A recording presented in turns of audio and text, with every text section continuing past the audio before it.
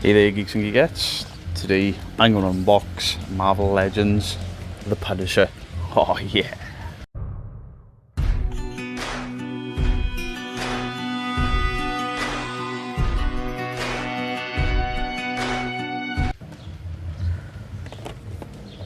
So I think this Punisher is based on Jim Lee. I think that does look like Jim Lee's art there. We'll have a closer look at the figure once I take him out of the box.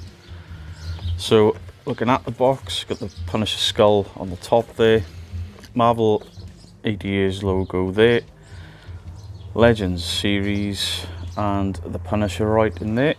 There's the side art which is the same on both sides and the boring shit on the bottom. The product shot on the back there, Frank holding two weapons.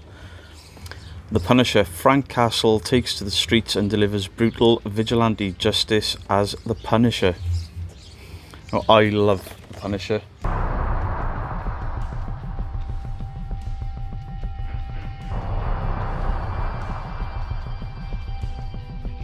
He is my favourite non-powered hero. Because unlike Batman, the Punisher is not afraid to kill at all. I love the Punisher Max comics, I love the old school Punisher comics. I like Tom Jane's Punisher, but it wasn't quite right. Dolph Lundgren's was awful. He didn't even wear the skull t-shirt. The Ray Winstone one was okay. But I think that the Netflix series nailed the character. John Bernthal was an awesome Punisher and he looked brutal in all of his fight scenes.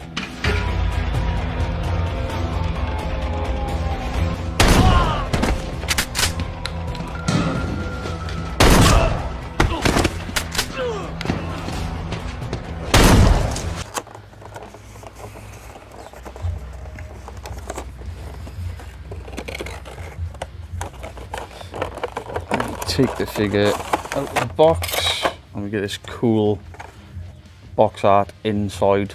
There's the Punisher skull there, sort of an iconic image, the Punisher skull, or the variations of the skull. So in this pack we have one sniper rifle, one, is that a machine gun? Looks like an AK-47 type thing, but with an underbarrel grenade launcher. It's got a pistol there, and we've got a spare head for the Jim Lee, or the painted head that's on the figure at the moment. Getting that out was not easy. That's what she said. So there is Frank Castle with his painted face. Skull print on the front there of paint. It's almost like that running paint on a stab vest look that the Netflix series uses. It's got a gun holster there with a gun inside.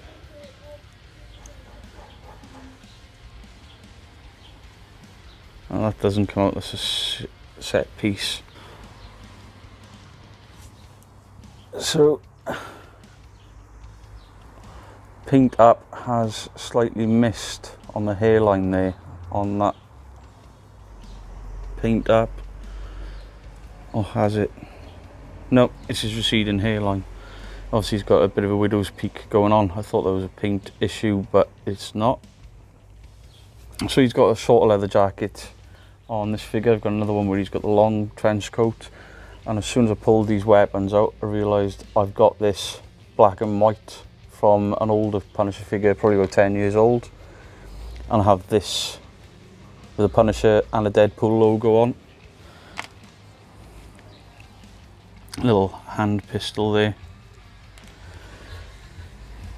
So onto articulation. So his head tips very far back. Head tucks right into the chest there. He has an ab crunch that bends about that much. This utility belt with a knife, some sort of taser by the look of it, grenades, and the soft leather jacket doesn't really restrict the figure as much as I thought it would. If you lean him right back you get the nose of the figure, but he sort of sits naturally with the nose part covered. So his arms swing 360, they lift out, rotate at the bicep, his double hinged elbows,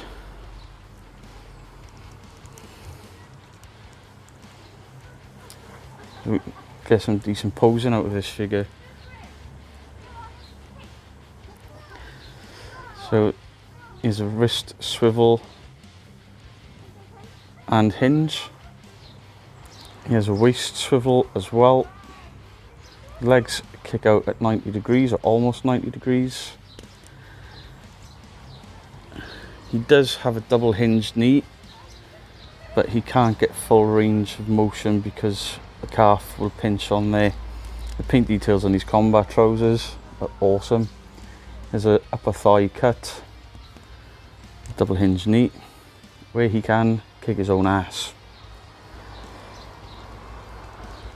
He doesn't have a boot cut, but he does have an ankle rocker and pivot. So the paint on this figure, I really like it. So the digital camo on his trousers, even the joints on the back, they've actually painted with a camouflage effect. Cool military style boots on him there. What is it with Punisher figures not standing up? So much like the figure I've got 10 years ago with a long trench coat on, this gun won't fit in his hand. So he's got a sniper rifle, and I don't think there's any way. Oh, there is a peg hole in his back. So he's got a peg hole in his back and no way for this to attach to it, which is odd.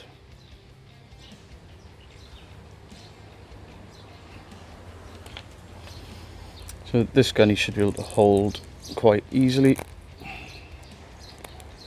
And he does have those trigger fingers that actually fit inside the weapons that I like.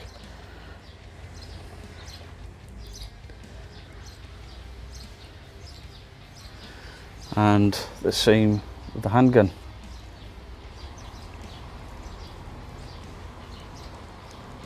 So posing wise, this is better than the older figure. The only issue is this gun is still useless unless you rest it across his arms, which would look shit. So change the head, literally just pull the top, pull the head off, and click the different head sculpt on. I actually think I prefer this one to that painted head, although I might put that on my older figure if it'll fit, because it looks better than the old sculpt. Yeah, that's a much better looking head to me. So let's switch cameras and we'll have a closer look at the figure. So there is Frank Castle posed up. It actually stands a lot better in this pose than the sort of just rigid stood upright, which is really cool. Love the paint on this figure, love the look of it.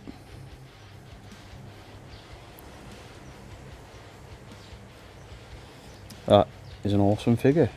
So guys, let me know in the comments down below what you think of this Punisher figure. Do you have him? Do you want to get him? I love the box art, I like the 80 years line, and I love how this figure will stand in quite a dynamic Punisher-esque pose. So please like, comment, share and subscribe. I've been the Bearded Geek. That was Frank Castle, aka the Punisher. I will see you soon for another review or unboxing. Goodbye. You assholes lost.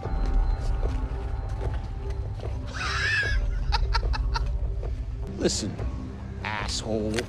There's one of you and 6.